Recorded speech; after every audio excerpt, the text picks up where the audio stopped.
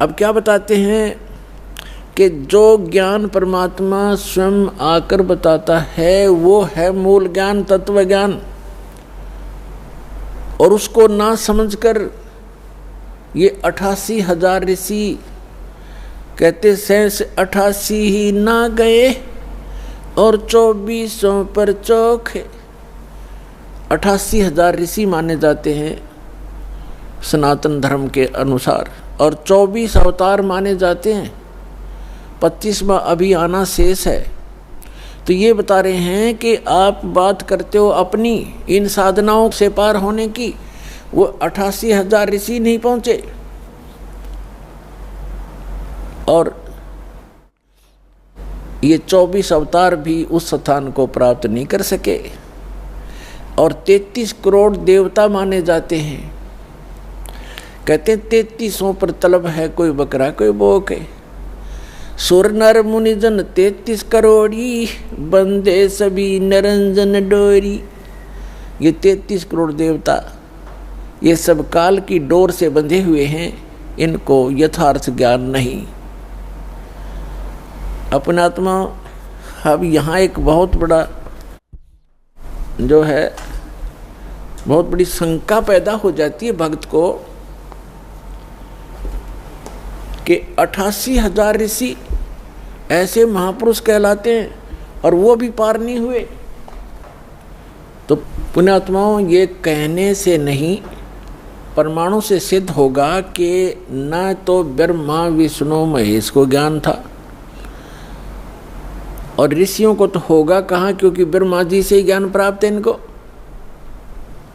अब एक शब्द दास ने परमात्मा की अमर वाणी से, गरीबदास जी की वाणी से बोला है कि शेष 88 नहीं गए और 2400 पर चौक, 3300 पर तलब है, कोई बकरा कोई बोक।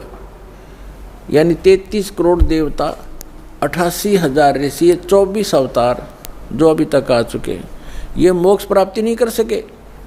क्यों नहीं कर सके? क्योंकि इनके पास अध्यात्म ज्ञान नहीं था, वो तत्व ज्ञान नहीं था जो श्रीमद् भगवद गीता अध्याय नंबर 4 के श्लोक नंबर 32 में कहा है कि सच्चिदानंद घन ब्रह्म की वाणी में वो अमृत ज्ञान, वो तत्व ज्ञान है जो उन्होंने अपने मुख कमल से बोला है। उसमें विस्तार के साथ साधना लिखी है, यज्ञ यानी धार्मिक अनुष्ठानों की जानकारी बताई है। उसको जानने के बाद मोक्ष प्राप्ति होगी। चौथे अध्याय के 34वें श्लोक में गीता ज्ञानदाता कहता है कि अर्जुन, उस तत्व ज्ञान को जो सच्चिदानंद घन ब्रह्म की वाणी में लिखा है, उस तत्व ज्ञान को तू तत्वदर्शी संतों से जाकर समझ, उनको दंडोत प्रणाम करने से, कपट छोड़कर सरलतापूर्वक प्रश्न करने से वो तत्वदर्शी संत तुझे उस तत्व ज्ञान का उपदेश करेंगे। तो इससे सिद्ध है कि गीता ज्ञान दाता भी उस तत्व ज्ञान से अपरिचित है, और तत्व ज्ञान से अपरिचित है तो मोक्ष कहाँ से होगा उनका? तो ये अंडरस्टूड है पुण्यात्माओं कि अभी तक इन ऋषि महर्षियों और इन देवताओं को कख भी पता नहीं था अध्यात्म मार्ग का। केवल डरे डोते रहे, सिद्धियां प्राप्त कर लेते, आकाश में उड़ जाने की, पृथ्वी के ऊपर चलने की, सागर को पी जाने की। ये तो अपना जीवन नाश करने के एक चमत्कार हैं, और मोक्ष प्राप्ति के लिए वो मंत्र जो उसका आधार है वो इनको प्राप्त नहीं हुआ। अब इसका प्रमाण देखते हैं। श्री ब्रह्मा जी से ज्ञान प्राप्त है इन सभी ऋषि महर्षियों को, और ब्रह्मा जी को कितना ज्ञान है? ब्रह्मा जी से ज्ञान विष्णु जी को प्राप्त हुआ, और ब्रह्मा जी से ही शिव जी को ज्ञान प्राप्त हुआ। अब ब्रह्मा जी से ही देवी को प्राप्त हुआ। अब ब्रह्मा जी को कितना ज्ञान है ये बताते हैं। ये देखते हैं अपने ही सदग्रंथों में। देखिए श्रीमद् भगवद गीता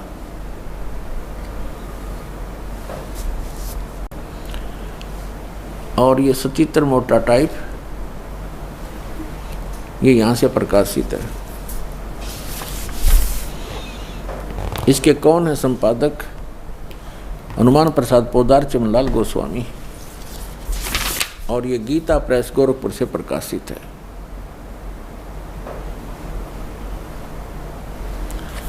इसके आपको दिखाते हैं 28-29 पृष्ठ पे। ये है पहला स्कंद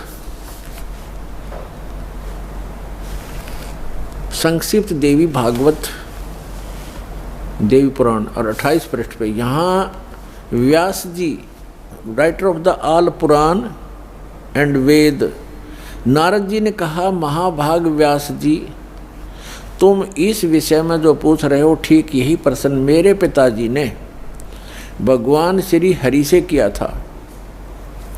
देवादिदेव भगवान जगत के स्वामी हैं, लक्ष्मी जी उनकी सेवा में उपस्थित रहती हैं, दिव्य कौस्तुभ मणि उनकी शोभा बढ़ाती है, वे शंख चक्र गदा लिए रहते हैं, पीताम्बर धारण करते हैं, 4 भुजाएं हैं, वक्ष स्थल पर श्री वत्स का चिन्ह चमकता रहता है, वे चराचर जगत के आश्रय दाता हैं, जगत गुरु एवं देवताओं के भी देवता हैं।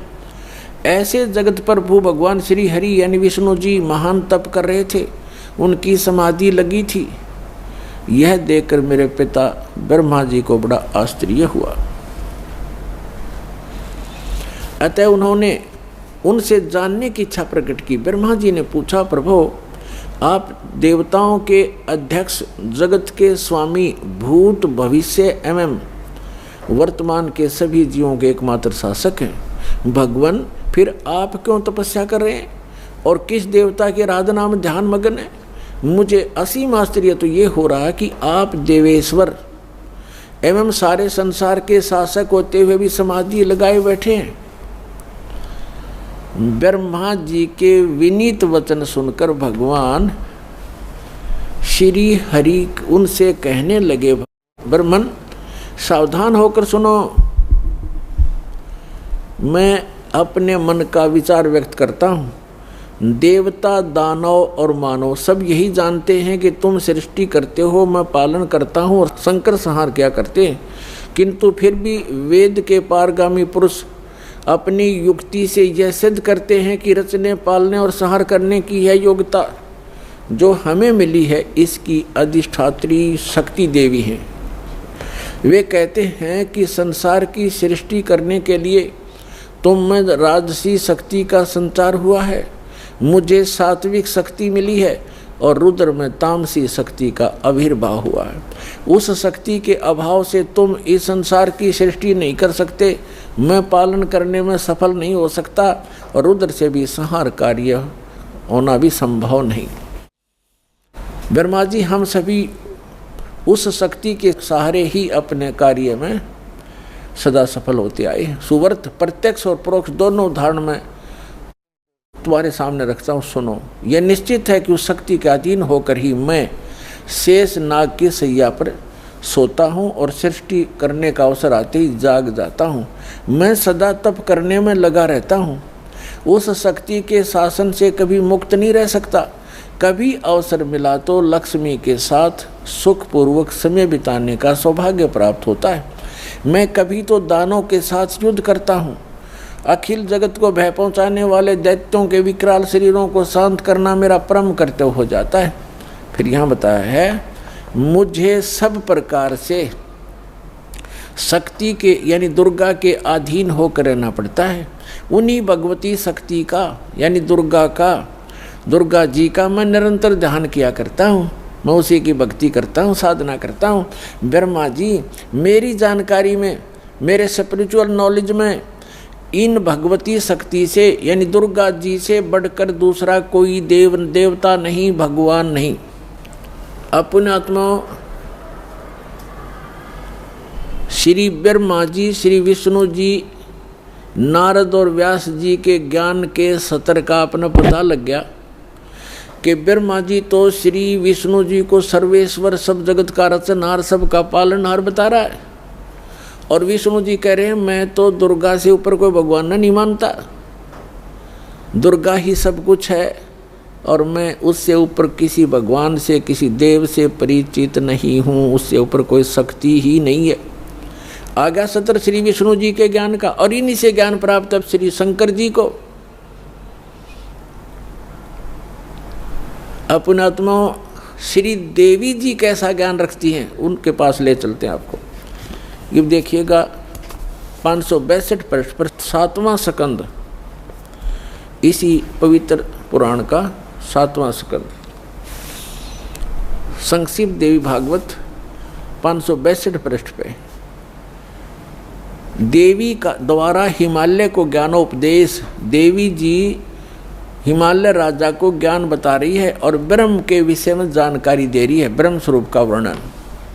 श्री देवी जी कहने लगी, पर्वतराज, पहले तो अपने विषय में बताया, फिर कहा है उस ब्रह्म का क्या स्वरूप है यह बतलाया जाता है, जो प्रकाश स्वरूप सबके अत्यंत समीप में स्थित हृदय रूप गुहा में स्थित होने के कारण गुहाचर नाम से प्रसिद्ध और महान पद अर्थात परम प्राप्य है।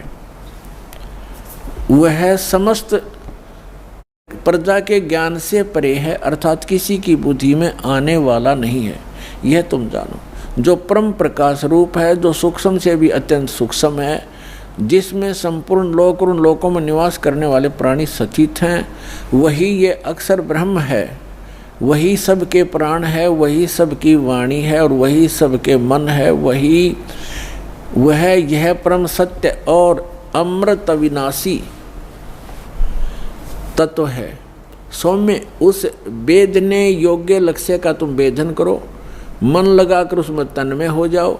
सौम्य उपनिषद में कथित महान अस्त्र रूप धनुष लेकर उस पर उपासना द्वारा तीक्ष्ण किया हुआ बाण संधान करो और फिर भावनागुप्त चित्त के द्वारा उस बाण को खींचकर उस अक्षर रूप ब्रह्म को ही लक्ष्य बनाकर वेदन करो।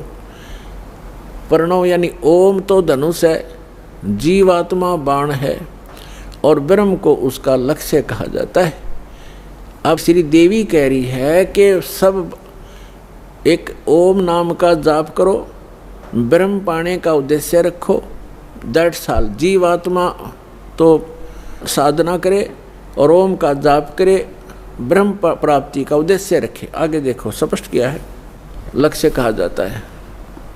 उस एकमात्र परमात्मा को ही जाने, यानी ब्रह्म की ही भक्ति करें। देवी जी कह रही है, दूसरी सब बातों को छोड़ दे। दुर्गा जी अपनी साधना को भी करने से मना कर रही है, केवल ब्रह्म की पूजा करो। और विष्णु जी कह रहे हैं कि मैं देवी जी दुर्गा से ऊपर कोई शक्ति नहीं मानता, कोई भगवान नहीं है, मुझे ज्ञान ही नहीं है। तो ये पार खाक होंगे जिनको हम एक समर्थ शक्ति और भगवान मान के पूजा करते थे, वो खुद कहते हैं हम दुर्गा से ऊपर कोई भगवान नहीं जानता, इससे ऊपर कोई शक्ति नहीं। और दुर्गा कह रही है कि ब्रह्म की पूजा करो और सब बातें छोड़ दो, मेरी पूजा भी छोड़ दो। तो क्या ज्ञान था विष्णु जी को और क्या ज्ञान था ब्रह्मा जी को, और शंकर जी भी उन्हीं से ज्ञान प्राप्त है। तो इनसे पता चलेगा, जो दास शब्द बोल रहा है और इस परमात्मा ने अपनी वाणी में लिखा है कि 88 नहीं गए और 2400 पर चौक और 3300 पर तलब है, कोई बकरा कोई बोक है। सुर नर मुनिजन 33 करोड़ी सुर देवता, और ये 33 करोड़ मुनिजन सब 33 करोड़ देवता ये काल के बंधे हुए हैं, इनको ऊपर का ज्ञान नहीं है। यही इसी की सत्य असत साधना जो इनके सतर की उसको कर करके अपना जीवन यही व्यतीत कर रहे हैं। अब दुर्गा जी क्या बता रही है, उस एकमात्र परमात्मा को ही जाने, दूसरी सब बातों को छोड़ दे। यही अमृत रूप परमात्मा के पास पहुंचाने वाला पुल है।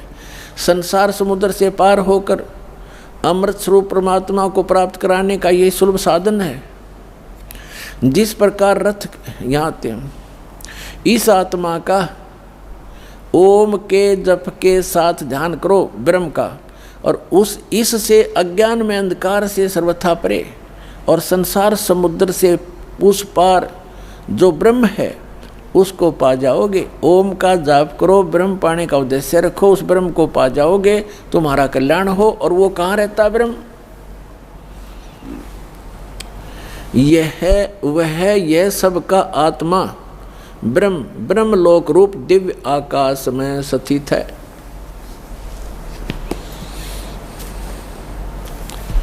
अब देवी ने, दुर्गा जी ने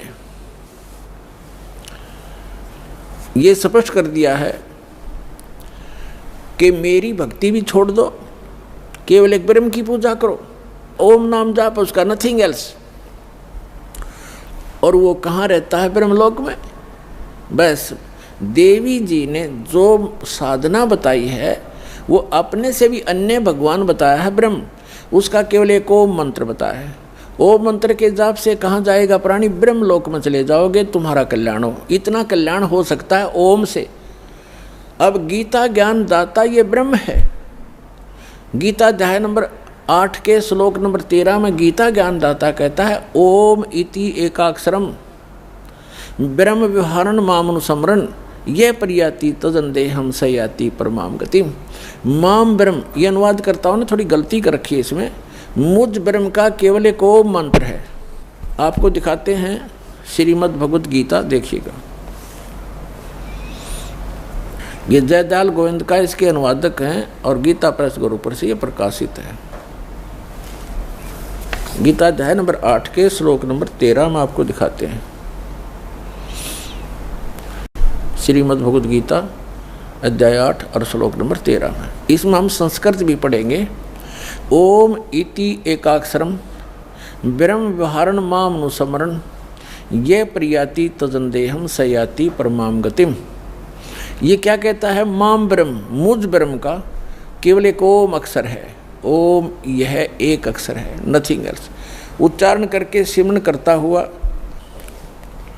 ये प्रियाति तजंदेहम, जो शरीर त्याग कर जाता है ओम नाम का सिमरण करता हुआ, सयाति परमाम गतिम, वह है ओम से मिलने वाली परम गति को प्राप्त होता है। ये श्री देवी जी ने देवी पुराण में स्पष्ट कर दिया है।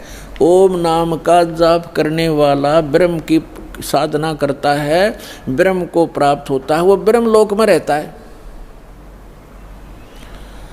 अब श्रीमद् भगवद गीता अध्याय नंबर 8 के श्लोक नंबर 16 में कहा है कि ब्रह्म लोक में गए हुए साधक भी फिर लौटकर पुनरावर्ती माते हैं, उनकी जन्म मृत्यु होती है, वो मोक्ष प्राप्त नहीं कर सकते, पूर्ण मोक्ष प्राप्ति नहीं कर सकते। देखिएगा श्रीमद् भगवद गीता अध्याय नंबर 8 के और श्लोक नंबर 16 में, हे अर्जुन, ब्रह्म लोक पर्यंत सब लोग पुनरावर्ती में हैं। यहाँ देखना, इन स्टार लगा रखे है, इस पे स्टार यहाँ है। अर्थात जिनको प्राप्त होकर यानी ब्रह्मलोक में जाकर पीछे संसार में आना पड़े, ऐसे पुनरावर्ती कही गई है। ब्रह्मलोक पर्यंत यानी ब्रह्मलोक तक जितने भी लोक हैं उनमें गए हुए प्राणी वहाँ जाकर वापस आते हैं। और ये सिद्ध होगा। अब यहाँ थोड़ा सा ये अज्ञानी विचलित कर देंगे आपको कि इसमें ये लिखा आगे कि मुझे प्राप्त होकर पुनर्जन्म नहीं होता, गीता ज्ञानदाता कहता है।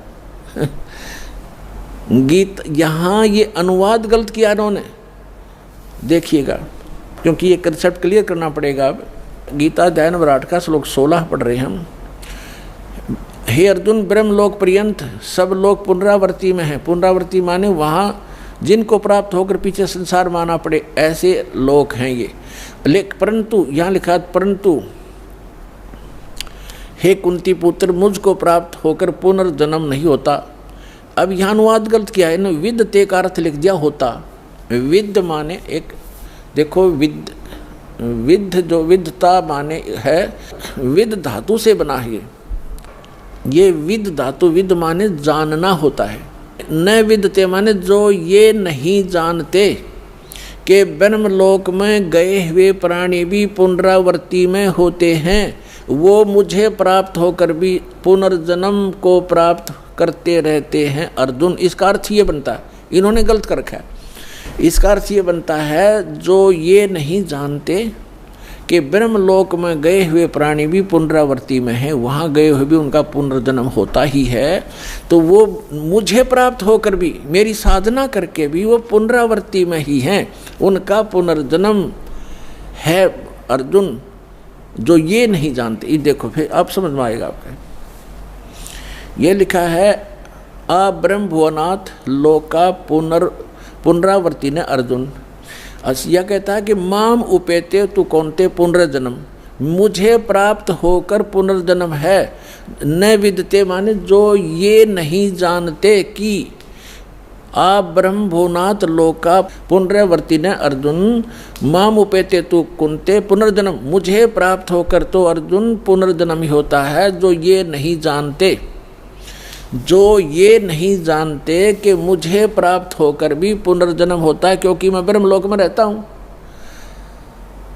और ब्रह्मलोक में गए प्राणी पुनरावर्ती में हैं, तो उन साधकों का भी पुनर्जन्म होता है जो ये नहीं जानते कि ब्रह्मलोक में गए हुए प्राणी पुनर्जन्म में आते हैं, मुझे प्राप्त होकर भी वो पुनर्जन्म ही प्राप्त करते हैं। इसका ये अर्थ है सीधा सा। यदि ये इनका अर्थ माने कि मुझे प्राप्त होकर पुनर्जन्म नहीं होता, ये खुद कहता गीता ज्ञानदाता अध्याय नंबर 4 के श्लोक नंबर 5 और 9 में देखिएगा। ये है श्रीमद् भगवद गीता अध्याय नंबर 4 है, इसका मंत्र नंबर 5 यहाँ से प्रारंभ होता है और इसका यहाँ अनुवाद है। हे प्रणतम अर्जुन, मेरे और तेरे बहुत से जन्म हो चुके हैं। गीता ज्ञानदाता कहता है कि हे परंतम अर्जुन, मेरे और तेरे बहुत जन्म हो चुके हैं, उन सब को तू नहीं जानता, मैं जानता हूं। और यहाँ देखो अध्याय 4 के मंत्र 9 में कहा है कि अर्जुन मेरे जन्म और कर्म दिव्य हैं, अलौकिक हैं। यानी जन्म और मृत्यु तो होता ही है गीता ज्ञानदाता का। अध्याय नंबर 2 के श्लोक नंबर 12 में देखिएगा। ये देखो श्रीमद् भगवद गीता और श्लोक नंबर ये 12, इसमें कहा कि न तो ऐसा है कि मैं किसी काल में नहीं था, अथवा तू नहीं था, अथवा ये राजा लोग नहीं थे, और न ही ऐसा है कि इससे आगे हम सभी नहीं रहेंगे। इसे सिद्ध है कि गीता ज्ञानदाता कहता है कि तेरे और मेरे पहले भी जन्म हुए हैं और आगे भी होते रहेंगे। अब गीता अध्याय नंबर 2 के श्लोक नंबर 17 में गीता ज्ञानदाता कहता है कि अविनाशी तो वो है जिसने सारे ब्रह्मांडों की रचना की, उसको मारने में कोई सक्षम नहीं है। देखिएगा अध्याय नंबर 2 और श्लोक नंबर 17, इसमें कहा कि नाश रहित तो उसको जान जिससे यह संपूर्ण जगत व्याप्त है। इस अविनाशी का विनाश करने में कोई भी समर्थ नहीं है। इसे सिद्ध है गीता ज्ञानदाता से कोई अन्य है सक्षम और समर्थ और अविनाशी परमात्मा। गीता अध्याय नंबर 10 के श्लोक नंबर 2 में गीता ज्ञानदाता स्वयं कहता है कि अर्जुन मेरी उत्पत्ति को ना ते देवता जानते ना ऋषि, और क्योंकि इन सब की उत्पत्ति का कारण मैं हूँ, क्योंकि ये सभी इस काल से उत्पन्न हुए ब्रह्म से। गीता ज्ञानदाता ब्रह्म है, इसको सरपुरुष कहा है।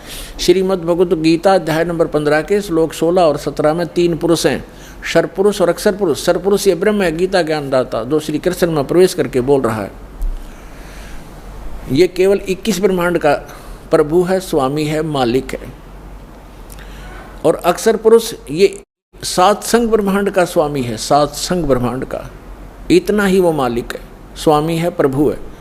और गीता अध्याय नंबर 15 के श्लोक नंबर 17 में कहा कि उत्तम पुरुष है तू अन्य। उत्तम पुरुष यानी श्रेष्ठ परमात्मा, पुरुषोत्तम तो कोई और है इन दोनों से, सरपुरुष और अक्षर पुरुष से, और वही परमात्मा कहलाता है। परमात्मा इति उदाहरत है, उत्तम पुरुष तू अन्य परमात्मा इति उदाहरत है। यह लोक तरम आविश्य विभर्ति अवैश्वर है, जो तीनों लोकों में प्रवेश करके सबका धारण पोषण करता, वो है विनाशी भगवान। तो यहाँ गीता ज्ञानदाता अध्याय नंबर 10 के श्लोक नंबर 2 में कहता है कि मेरी उत्पत्ति को, यानी उत्पत्ति तो हुई है इसकी। देखो श्रीमद् भगवद गीता 10वां अध्याय है श्रीमद् भगवद गीता का, और ये श्लोक नंबर 2, इसमें कहा कि मेरी उत्पत्ति को, प्रभव माने उत्पन्न होना, मेरी उत्पत्ति को न देवता लोग जानते हैं न महर्षि जानते हैं।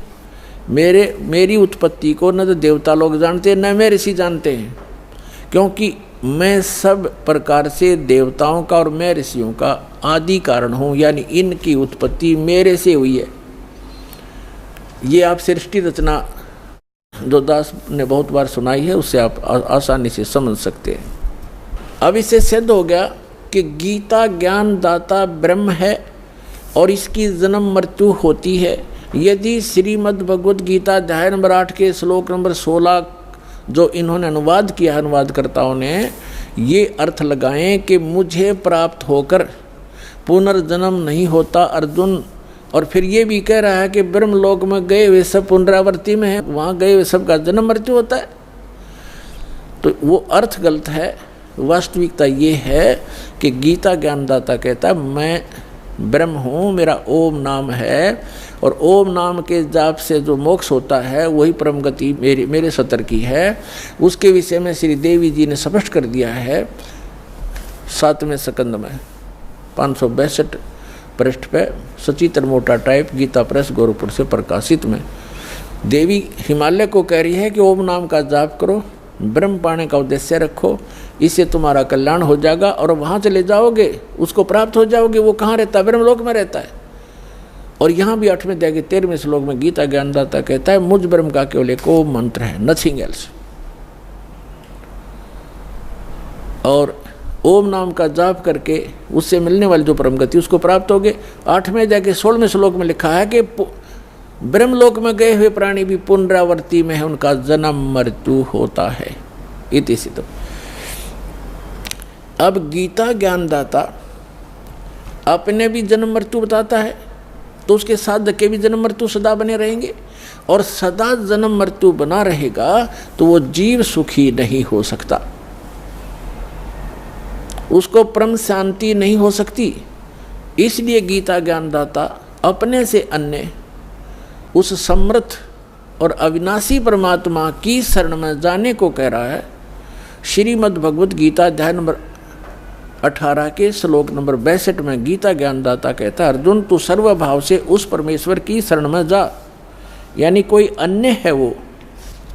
ये देखिएगा श्रीमद् भगवत गीता अध्याय 18 का और श्लोक नंबर हम 62 पढ़ेंगे। हे भारत, सब प्रकार से उस परमेश्वर की शरण में जा, उस परमेश्वर की कृपा से ही तू परम शांति को और सनातन परम धाम को प्राप्त होगा। इससे सिद्ध हो गया कि गीता ज्ञान दाता की साधना से न तो परम शांति हुए, न वो शाश्वत स्थान मिला जो कभी नष्ट में नहीं आता, कभी नाश नहीं होता। अब श्री मद् भगवत गीता अध्याय नंबर 15 के श्लोक नंबर 1 से 4 में एक निष्कर्ष दिया है। जैसे श्रीमद् भगवत गीता अध्याय नंबर 4 के श्लोक नंबर 32 और 34 में स्पष्ट किया था बीदास ने कि उसमें कहा गया है कि 32वें श्लोक में कहा है कि अर्जुन यज्ञों की जानकारी, यानी यज्ञ माने धार्मिक अनुष्ठान साधनाओं की जानकारी सच्चिदानंद घन ब्रह्म यानी उस परम अक्षर ब्रह्म के मुख कमल से उच्चरित वाणी में वो बोली गई है, वो तत्व ज्ञान है, उसमें विस्तार से कही गई है। और उसके जानने के बाद फिर पूर्ण मोक्ष प्राप्त हो जाता है। चौथे अध्याय के 34वें श्लोक में कहा कि वो तत्व ज्ञान जो सच्चिदानंद घन ब्रह्म यानी सत्य पुरुष अकाल मूर्त स्वयं अपने मुख कमल से आकर बोलता है, वो तत्व ज्ञान है। और उस तत्व ज्ञान को तू तत्वदर्शी संतों के पास जाकर समझ, उनको दंडोत प्रणाम करने से, कपट छोड़कर सरलतापूर्वक प्रश्न करने से वो तत्वदर्शी संत तुझे उस तत्व ज्ञान का उपदेश करेंगे। इससे सिद्ध हो गया कि गीता ज्ञानदाता अपने से अन्य किसी परमात्मा के बारे में जानकारी दे रहा है, और उस ज्ञान से वो गीता ज्ञानदाता भी परिचित नहीं है। तो उस तत्व ज्ञान का जो तत्वदर्शी संत से पूछने को कहा है, उसकी पहचान बताइए 15वें अध्याय के प्रथम मंत्र में कि जो संत इस उल्टे लटके हुए संसार रूपी वृक्ष के यानी ऊर्ध्व मूलम अधः शाखम अश्वत्थम प्राहु अव्यम, ऊपर को जड़ वाला नीचे को शाखा वाला, ऊर्ध्व मूलम अधः शाखम अश्वत्थम प्राहु अव्यम छंदासी यस्य प्रणानी यह तम वेद स वेदवित। इसमें क्या बताया है कि ये उल्टा लटका हुआ संसार रूपी वृक्ष है अर्जुन। ऊर्ध्व मूलम अधः शाखम, ऊपर को जड़ और नीचे को शाखा, यानी ऊपर सतलोक में जो परमात्मा रहता है वो मूल है सभी संसार रूपी वृक्ष का। और जैसे पूरे वृक्ष को, पूरे पौधे को, पूरे पेड़ को आहार कहाँ से मिलता है? मूल से प्राप्त है, जड़ से। तो वो सबका पालनहार, सबका धारण पोषण करने वाला वो मूल परमात्मा, वो मूल मालिक तो ऊपर है। ऊर्ध्व मूलम, इस संसार रूपी वृक्ष की ऊपर को जो जड़ है वो तो पूर्ण परमात्मा है, नीचे को शाखा है, ये संसार रूपी वृक्ष है। और इसके जो सभी विभागों को जानता है, ये देखिएगा, स वेदवित, वह तत्वदर्शी संत है। ये देखिए, ये है पंचदशो अध्याय 15वां अध्याय, मंत्र नंबर 1। ऊर्ध्व मूलम, ऊर्ध्व माने ऊपर, अधः माने नीचे को शाखा, अश्वत्थम माने संसार रूपी पीपल का वृक्ष समझो। प्राहु कहा जाता है अव्यम अविनाशी। ऊर्ध्व मूलम अधः शाखम अश्वत्थम प्राहु अव्यम छंदासी यस्य प्रणानी ये तम वेद स वेदवित। इसका सीधा सा अर्थ है कि ऊपर को जड़, ये देखिएगा, ये संसार रूपी वृक्ष का एक चित्र जानो। ऊपर को जड़ और नीचे को शाखा वाला है, ये संसार रूपी वृक्ष है। और जो संत जड़ से लेकर, मूल से लेकर तना, मोटी डार, शाखा और पत्तों तक बता देगा, स वेदवित, वो तत्वदर्शी संत है। अभी दास ने सत्संग के प्रारंभ में कहा था, तुम साहेब तुम संत हो, तुम सतगुरु तुम हंस, गरीबदास तेरे रूप बिना और न दूजा अंश। रामानंद जी ने कहा था कि हे परमात्मा, तुम साहेब तुम संत और तुम सतगुरु तुम हंस हो। सतगुरु माने तत्व ज्ञान, यथार्थ ज्ञान बताने वाले भी आप ही हो।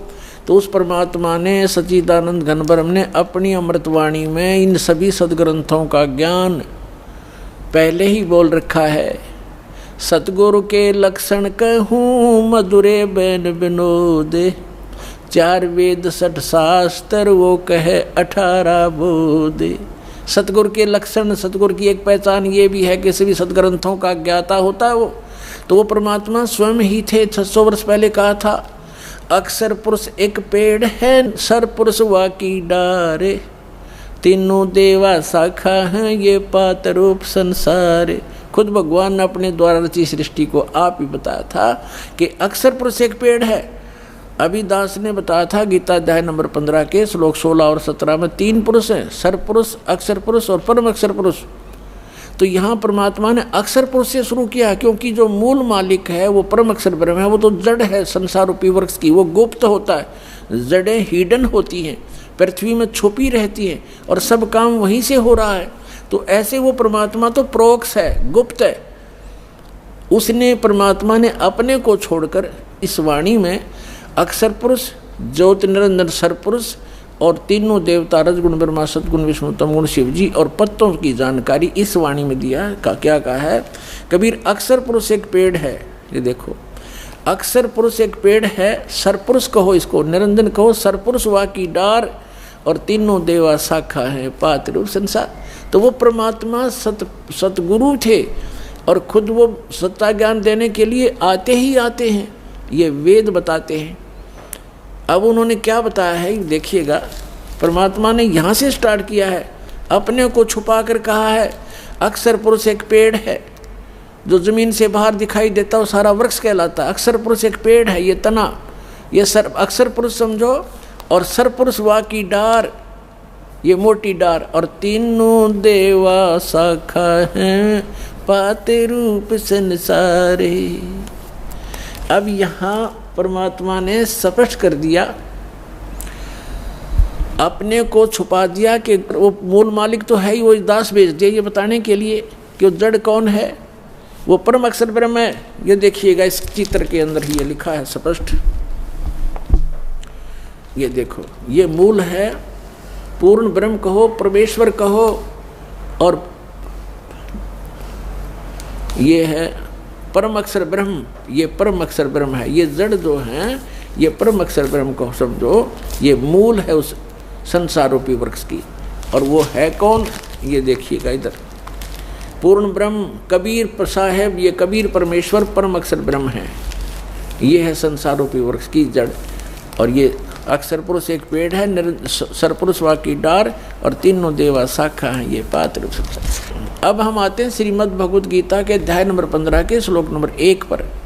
ऊर्ध्व मूलम अधः शाखम। गीता ज्ञान दाता ने केवल इतना बताया है, ऊपर को जड़, नीचे ने शाखा वाला इस उल्टा लटका हुआ संसार रूपी वृक्ष समझो, पीपल का वृक्ष रूप। और छंदासी यस्य प्रणानी, यस्य माने इसके, छंद माने विभागों को, सब भागों को, पार्ट्स को, यह तम वेद, इसके पत्ते आदि जो छंद हैं, इसके विभाग हैं, उनको जो जानता है, उस अज्ञान अंधकार में छपे हुए इस संसार रूपी वृक्ष के सभी विभागों को जो जानता है, स वेदवित, वह वेद के तात्पर्य को जानने वाला है, वो तत्वदर्शी संत है। देखना पंचदशों अध्याय 15वां अध्याय श्रीमद् भगवद गीता का। आदि पुरुष परमेश्वर मूल वाले। अब यहाँ इन्होंने गड़बड़ कर दिया, यहाँ तो ठीक लिख दिया, यहाँ लिख दिया अधः शाखम, ब्रह्मा रूप मुख्य शाखा वाले, ये गलत कर दिया।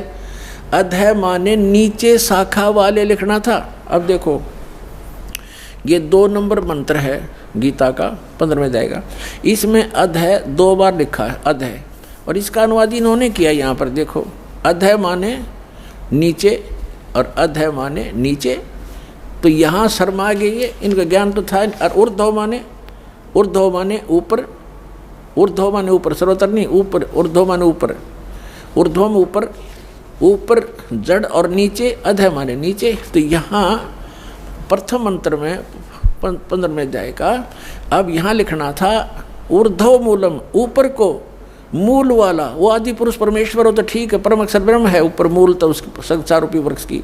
और अधः शाखम, ये नीचे को शाखा वाला, जैसा भी आपको दिखाया था, ये है ये ऊर्ध्व मूलम अधः शाखम।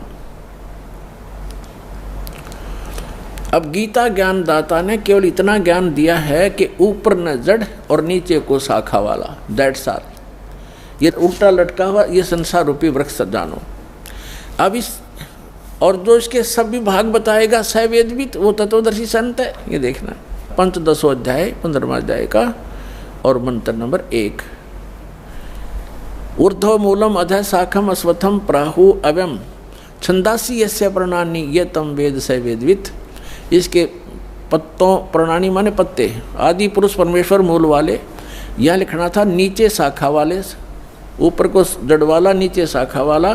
संसार रूपी पीपल के वृक्ष को अविनाशी कहते हैं। और वेद, छंद माने वेद नहीं होता, छंद माने विभाग भी होता है, छंद जिसके पत्ते कहे गए हैं, इसका अर्थ है। और उस संसार रूप वृक्ष को जो मूल सहित जड़ से लेकर पत्तों तक तत्व से जानता है, स वेदवित, वह वेद के तात्पर्य को जानने वाला है, अर्थात वो तत्वदर्शी संत है, या पहचान बताती है।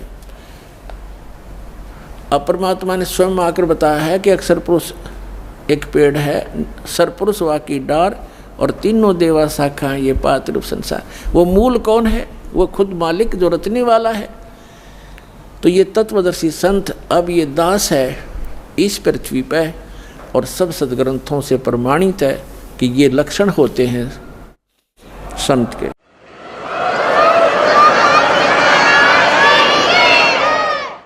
अब इसमें क्या बताया है 15वें अध्याय के 3-4 में स्पष्ट कर दिया है कि जिस समय वो तत्वदर्शी संत मिल जाए और वो तत्व ज्ञान बतावेगा, उस तत्व ज्ञान रूपी शस्त्र के द्वारा इस अज्ञान रूप उलझी हुई गुत्थी को काट कर, अर्थात अच्छी तरह समझ कर, उसके पश्चात परमेश्वर के उस परम पद की खोज करनी चाहिए, जहाँ जाने के बाद साधक फिर लौटकर कभी संसार में नहीं आते। गीता ज्ञानदाता कहता है मेरे भी जन्म मृत्यु और तेरे भी अर्जुन। तो जब तक जन्म मृत्यु है तब परम मोक्ष नहीं हो सकता, वो परम शांति प्राप्त नहीं हो सकती, शाश्वत स्थान नहीं मिला उनको। अब देखिएगा यहाँ गीता ज्ञानदाता कहता है 15वें अध्याय के और तीसरे मंत्र से इसमें कहा है कि इस संसार वर्ष का स्वरूप जैसा कहा है यहाँ वैसा यहाँ विचार काल में, यानी तेरे मेरे गीता जी के विवेचन में मैं नहीं जानता, नहीं पाया जाता, क्योंकि न इसका आदि और न अंत है। क्योंकि गीता ज्ञानदाता को इसका पता नहीं, क्योंकि ये सृष्टि रचने वाला नहीं है, तथा न ही इसकी अच्छी प्रकार से तिथि है। इसलिए इस सुविरूढ़ मूलम, अति दृढ़ मूल वाले, ये गलत है, अति दृढ़ मूल वाले यानी ऊपर का जो लोक है जहाँ परमात्मा रहता है, वो जहाँ से सबका धारण पोषण करता है, जो मूल है सबका, वो लोक दृढ़ हैं, वो अविनाशी स्थान है। सतलोक, अलखलोक, अगम लोक और अकय लोक, जिसको अनामी लोक भी कहती, वो तो सुदृढ़ मूल है। सुदृढ़ मूलम, उस सुदृढ़ मूल वाले यानी उस अविनाशी स्थान वाले भगवान के, अब देखो, सुविरूढ़ मूलम, अति दृढ़ मूल वाले संसार रूपी पीपल के वृक्ष को, यानी संसार की सृष्टि को, दृढ़म, दृढ़ेन माने दृढ़, यानी उस अटल, उस बिल्कुल स्वस्थ, यह है असंग शस्त्रेण, तत्व ज्ञान रूपी शस्त्र द्वारा, यह वैराग रूप नहीं, ये अर्थ गलत कर दिए, तत्व ज्ञान रूपी शस्त्र द्वारा काट कर, अर्थात उसको अच्छी तरह समझकर, वो ज्ञान अटल है। उसके पश्चात 15वें अध्याय का ये 4था श्लोक श्रीमद् भगवद गीता का, उसके पश्चात उस परम पद रूप परमेश्वर को भली भांति खोजना चाहिए, जिसमें गए हुए पुरुष फिर लौटकर संसार में नहीं आते, और जिस परमेश्वर से पुरातन संसार वृक्ष की प्रवृत्ति विस्तार को प्राप्त हुई है, अर्थात जिसने सब संसार रूपी वृक्ष की रचना की है, सब ब्रह्मांडों की रचना की है, उसी आदि पुरुष नारायण की मैं शरण हूँ। इस प्रकार दृढ़ निश्चय करके उस परमेश्वर का मनन और निधिध्यासन करना चाहिए।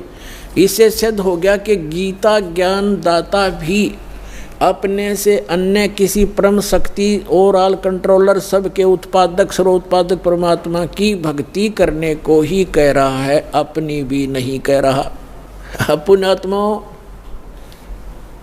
ये सूक्ष्म वेद को समझाने की एक पंक्ति को आपके हृदय में जचाने के लिए कि 88 नहीं गए और 2400 पर चोखे, 3300 पर तलब है, कोई बकरा कोई भूखे। एक पंक्ति को समझाने के लिए आज 2 घंटे का सत्संग चल रहा है। क्या बताया है कि 88,000 ऋषि भी वहाँ नहीं पहुँचे। कहाँ? श्रीमद् भगवद गीता अध्याय नंबर 18 के श्लोक नंबर 62 में कहा कि अर्जुन तू सर्वभाव से उस परमेश्वर की शरण में जा, उस परमेश्वर की कृपा से ही तू परम शांति को और सनातन शाश्वतम स्थानम, उस अमर लोक को प्राप्त होगा, सत्यलोक को प्राप्त होगा। सत्य माने शाश्वत, सदा रहने वाला। तो शाश्वत स्थान पर जाने के लिए तत्वदर्शी संत की आवश्यकता है। तो उसके लिए कहा है गुरु बिन का हुन पाया ज्ञान, जो थोथा भूछड़े मूड किसाना, गुरु बिन वेद पढ़े जो प्राणी, समझन सार रहे अज्ञानी।